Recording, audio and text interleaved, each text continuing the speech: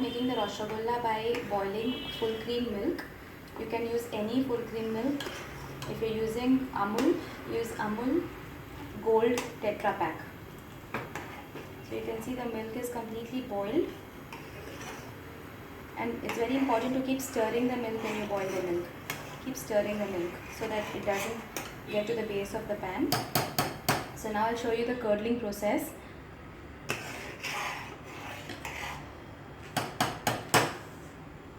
Juice of 1 lemon is good for 1 liter of milk, and I'm putting I've used lemon juice and added a little bit of water in this. So just see this, put little by little at a time.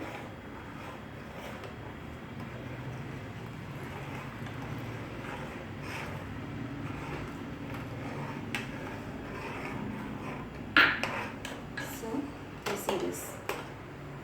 We'll switch off the flame at this point.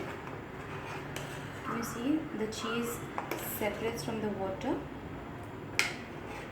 Okay. So now let it just rest for 30 seconds.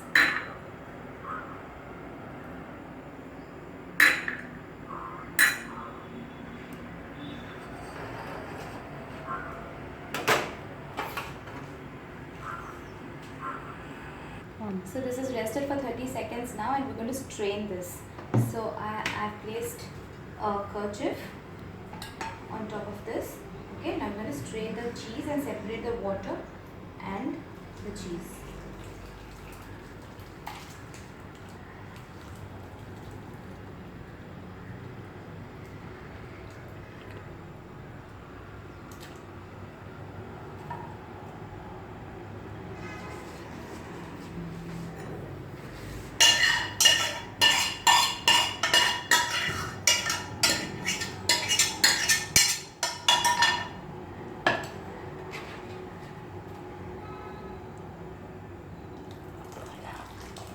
Pretty hot, be very careful with this.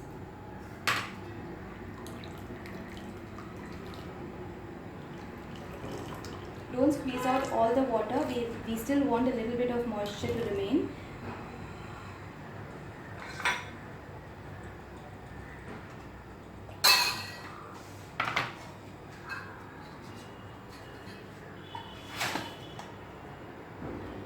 See, this is how it looks. Now we'll have to hang this for half an hour, 30 minutes.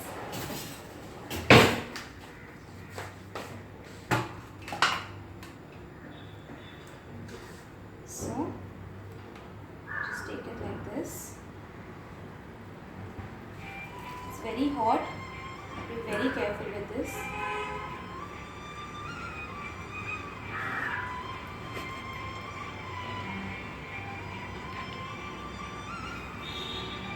So this is how you can hang it. You can hang it anywhere. Just let it keep on dripping. Whatever water is inside this, it will drip for half an hour. So we'll now make the sugar syrup. What I've done is I've taken 5 cups of water in this and added 2 cups of sugar in it. Also I've added, if you can see these are all saffron strands. This is a saffron strand. I've added some saffron strands, and also you can optionally add rose water in this just for extra flavor. So the saffron gives this yellowish color to the sugar syrup. So we'll let it boil for some time and then let it cool again.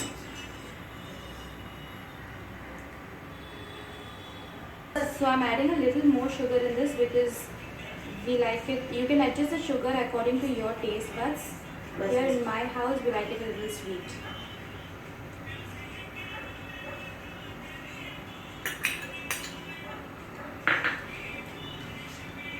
So we'll wait for this to dissolve. The entire water should become transparent.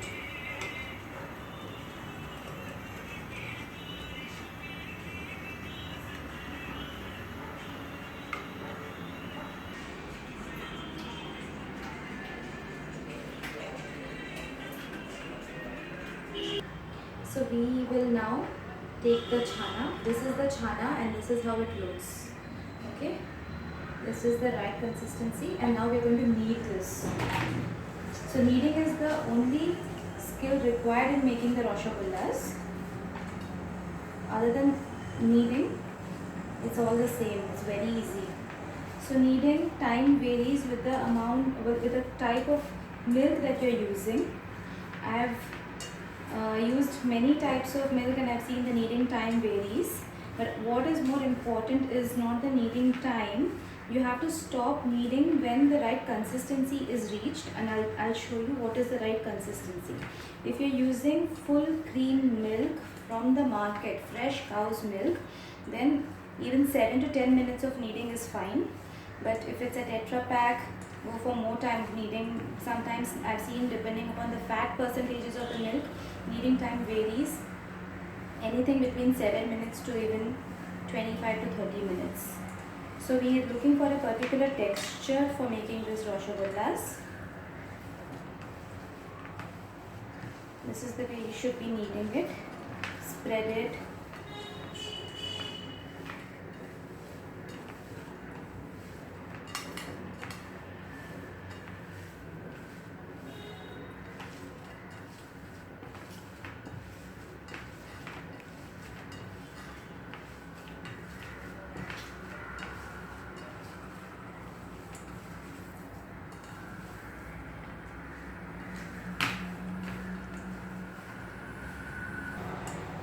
So we are looking for this kind of creamy texture.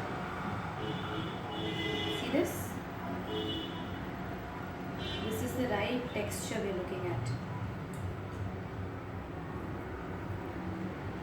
See this? This is the texture. So I have kneaded this for approximately 12 minutes. But once you get this texture, just stop. So depending upon the milk that you use, till the time you get this texture, you have to keep kneading it. So that's the only skill required in making Roshogolla. So don't over knead it. Now we're going to make the balls.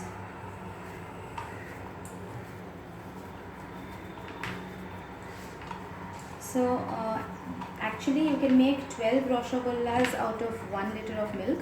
But I'm going to make them a little bigger in size, so I'm going to make just 8 of them. So I've decided to make 10 out of these.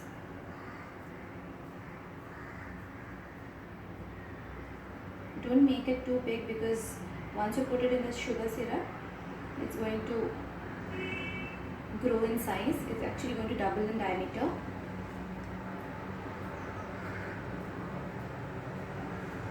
This is how you make the balls of Roshogollas.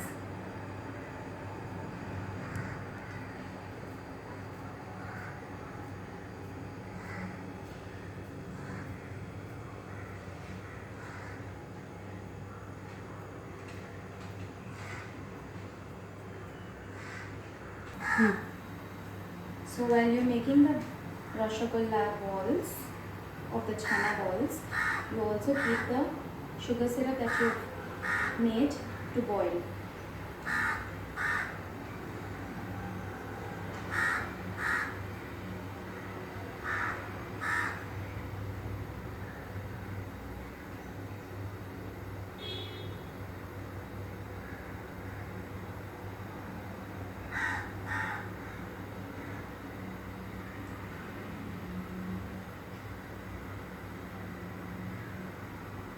So all the Roshogollas are made. So you can see there are, soft crevices in the surface of the Roshogolla. This is very good, and we want these to be there, because that is the place from where the sugar syrup will seep deep into the Roshogollas. So these crevices, these are good. So in the meanwhile, my Roshogollas are done, and I've shifted the entire sugar syrup into a pressure cooker. Somehow Roshogollas turn out very well in a pressure cooker. So I always pressure cook them. That is when it is boiling, I boil it in a pressure cooker and not in a pan covered with lid. It's always in a pressure cooker. We let it boil and I'll show you the next step. So you can see that the sugar syrup is now boiling. So 100 degrees Celsius is reached. It's okay. So now we are going to put in the chana balls into this. So you shouldn't drop it like this. Okay, we don't want it to break. So we'll drop it from a very small distance.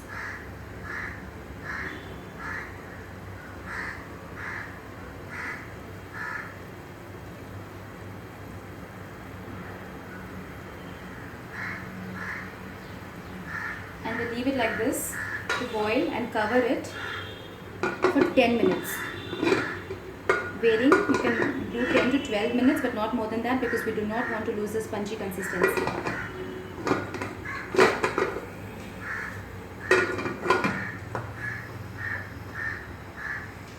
So it's now 10 to 12 minutes approximately. I've kept it here, and you can see that these have doubled in their size. Can you see them? So we will not touch it like this.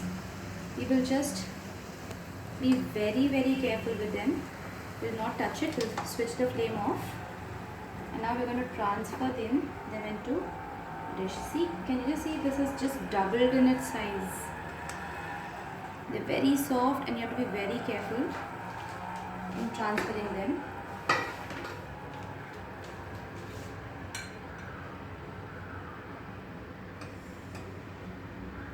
Do not touch with your finger.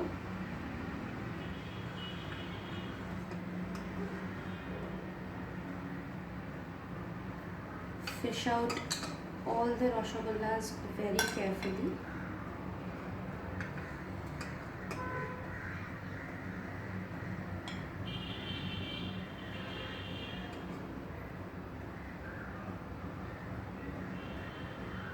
So they are going to grow more in size.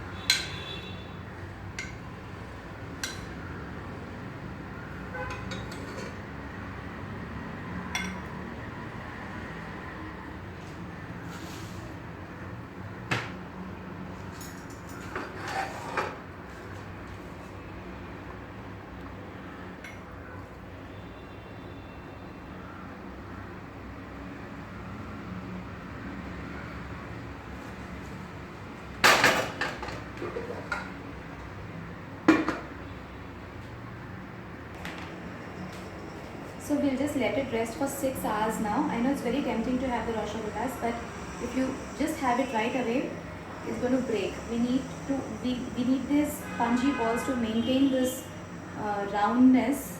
So we'll let it be for 6 hours. It will again grow in size. So just close it and keep it aside.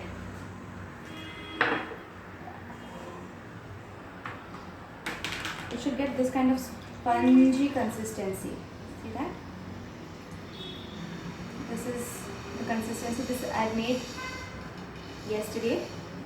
So this is the consistency that we're looking at. So I'm sure all of you are going to try this at home, and please give me the feedback. It's very easy. They are called succulent cheese balls.